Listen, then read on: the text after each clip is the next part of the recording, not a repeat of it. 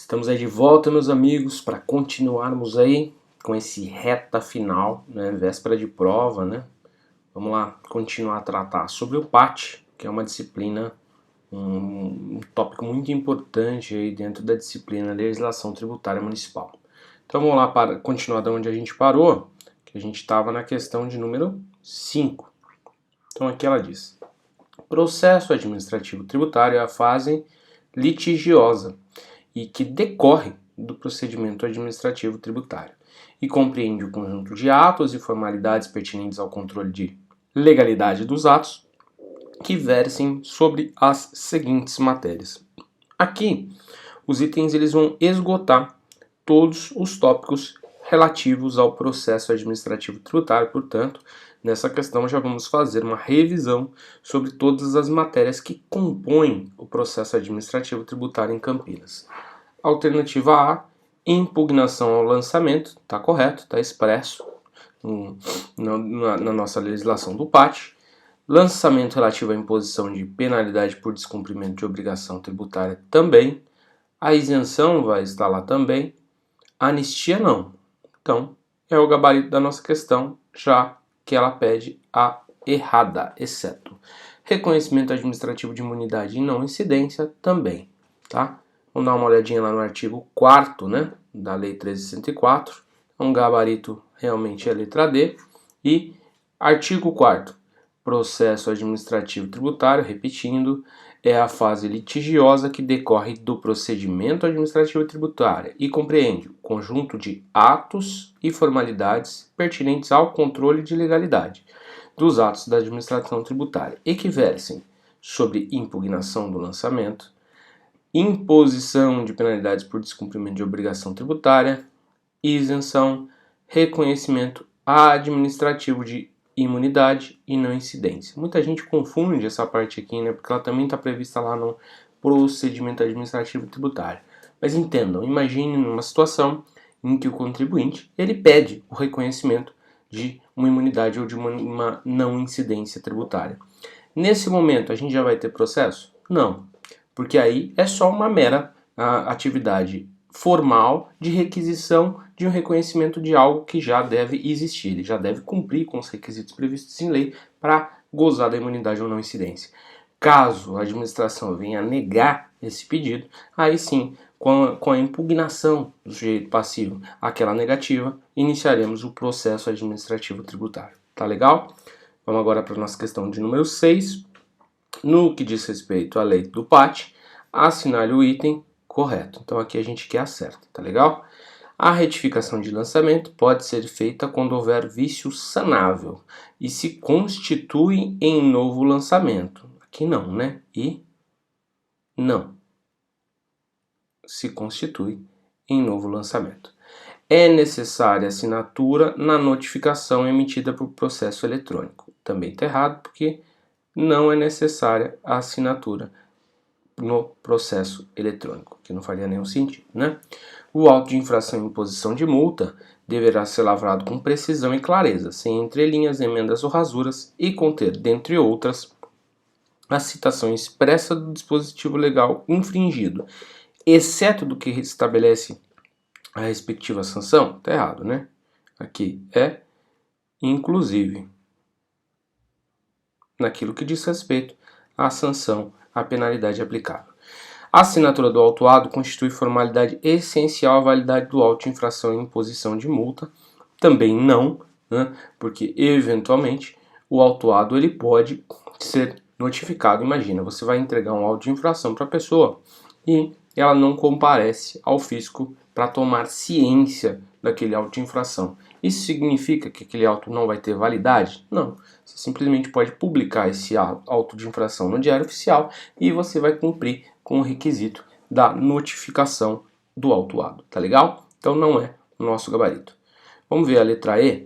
Os erros existentes no auto de infração e imposição de multa poderão ser corrigidos pelo autuante, a autoridade ali que está lavrando o auto de infração, mediante anuência do superior imediato ou por este próprio, enquanto não apresentada impugnação. Tá legal. Esse é o nosso gabarito. Letra E. Vamos confirmar. Ok, confirmado o gabarito, letra E, tá? Já que ela encontra-se em consonância ali com o dispositivo do artigo 32, parágrafo 4º da Lei 13.104. Aqui os dispositivos correlatos, tá? Então a gente tem um 28, parágrafo 2º, né? Que a retificação pode ser feita quando houver vício sanável e não se constitui em novo lançamento. Prescinde de assinatura a notificação emitida por processo eletrônico. Aqui o artigo 31, que ele é bem importante, tá? São 5 itens que podem ser comprados em uma questãozinha, tá? Um ABCDE ali eventualmente, dê uma lidinha. Artigo 32, parágrafo 2º e o nosso gabarito. Os erros existentes no auto de infração e imposição de multa poderão ser corrigidos pelo autuante mediante anuência do superior imediato ou por este próprio, enquanto não apresentada a impugnação. Beleza? Vamos lá, questãozinha de número 7. Aponte o item incorreto, que já queremos a incorreta, de acordo com a Lei 13.104. São também definitivas as decisões de primeira instância na parte que não for objeto de recurso voluntário ou não sujeita a recurso de ofício. Tá perfeito. Se não for objeto de recurso, aquela parte que já foi decidida em primeira instância, ela considera-se definitiva. Sobrevindo definitividade à decisão, considera-se o sujeito passivo intimado, desde a respectiva comunicação oficial do ato, que a tenha proferido a cumpri-la no prazo de 30 dias do trânsito julgado, quando se tratar de decisão que lhe seja contrária, certinho. Eventuais descontos concedidos em lei específica para pagamento à vista do tributo serão aplicáveis aos depósitos administrativos. Aqui achamos o nosso gabarito, já que os descontos concedidos em lei específica não vão ser aplicados aos depósitos administrativos, tá? Então aqui teria que ter um não para que a alternativa fosse correta. Beleza, pessoal? Vamos lá para a nossa letra D. O depósito voluntário suspende a exigibilidade do crédito tributário somente quando efetuado em seu montante integral. Legal, não é só a parte que ele questiona, ele tem que ser feito ali de forma integral. Na hipótese de depósito parcial e quando efetuado após o vencimento do crédito tributário, haverá incidência dos encargos legais sobre a parcela não depositada e pelo prazo proporcional entre a data do vencimento e a data em que for efetuado o depósito, certinho. Vamos ver? Gabarito confirmado, letra C, tá? Já que os descontos não são aplicados aos depósitos administrativos, tá legal? Isso vai estar onde, Bruno? Isso vai estar lá no artigo 98 do PAT, legal?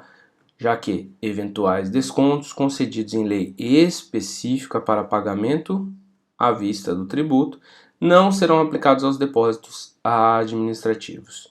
Beleza, as demais estão aqui descritas, deem uma lidinha depois. Questão de número 8. De acordo com os ditames da Lei 13.104, considera-se efetuada a notificação. Isso aqui não tem jeito, não tem como ir para a prova sem saber quando se considera efetuada a notificação. Isso aqui vai estar lá no 22 do PAT. No ato da notificação, se for pessoal, certinha. Na data do recebimento, se for via postal, com aviso de recebimento ou meio eletrônico também está certo, com uma ressalva que vamos fazer daqui a pouquinho. 5 dias após a publicação, quando por meio de edital ou texto oficial publicado no DOM. Errado, né? Já que são 3 dias após a publicação. 2 dias depois do envio da notificação nos demais casos. Aqui também está errado, já que é no dia seguinte. Então, corretas 1 e 2, gabarito da nossa questão, letra A. Vamos lá direto ver os dispositivos correlatos. 22, 1 a 4, parágrafo 1º também importante, vamos dar uma lidinha. Caso a notificação seja pessoal, ela considera-se efetuada no ato da notificação. Se por via postal com a R, tá? Com aviso de recebimento ou por meio eletrônico, na data do recebimento. Ah, mas ele não recebeu, o que a gente faz? A gente vai lá, parágrafo único. Para produzir efeitos, a notificação por via postal ou por meio eletrônico independe do recebimento pessoal do interessado, bastando que a correspondência ou a mensagem eletrônica seja encaminhada ao endereço por ele informado. Então, assim, vamos lembrar, né? A pessoa jurídica, ela vai ter uma inscrição municipal aqui no município de Campinas. No ato ali da inscrição, ela tem que informar seus dados cadastrais, que são os dados onde que o fisco presume que vai encontrá-lo quando precisar notificá-lo. O fisco enviando a correspondência para o endereço cadastrado lá no Departamento de Receitas Mobiliárias, ele vai ser considerado intimado ali, bastando que tenha sido utilizado o endereço correto. Legal? Agora as incorretas, 3 e 4, 3 dias após a publicação, quando por meio de edital, texto oficial ou DOM. Beleza? E nos demais casos, no dia seguinte ao envio da notificação. Beleza? Questão de número 9. São direitos do sujeito passivo de acordo com a Lei 13.104, exceto, então, o que não é, né, direito do sujeito passivo.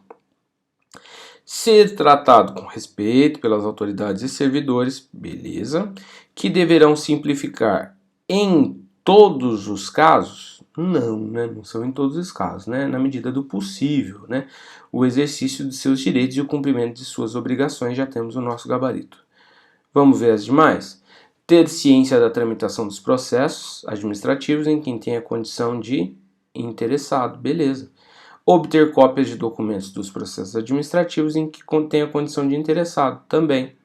Produzir as provas pertinentes ao deslinde do caso, legal. Fazer-se assistir facultativamente por procurador, beleza. Vamos lá? Questão é correta a letra A, exato. Na medida do possível, né, quando possível, ali o fisco vai simplificar o exercício de seus direitos e o cumprimento de suas obrigações, tá? Então, gabarito, nossa letra A, que está lá no artigo 5º, inciso 1º. Os demais fica aí de tarefinha para vocês. Vamos ver a questão de número 10. Em relação ao que estabelece a Lei 13.104 de 2007, que dispõe sobre o procedimento e processo no município de Campinas, assinale a incorreta. O que a gente está procurando é a incorreta. O valor depositado administrativamente deve, desde logo, ser contabilizado pela Secretaria Municipal de Finanças em conta específica. Certinho, perfeito. Após decisão irreformável, se a impugnação ou recurso for julgado total ou parcialmente procedente, a importância depositada será convertida em renda para aproveitamento em lançamento revisivo correspondente. Também está certa. Ao sujeito passivo da obrigação tributária é facultado pagar à vista ou parceladamente, em moeda corrente, o montante do crédito não impugnado. Beleza.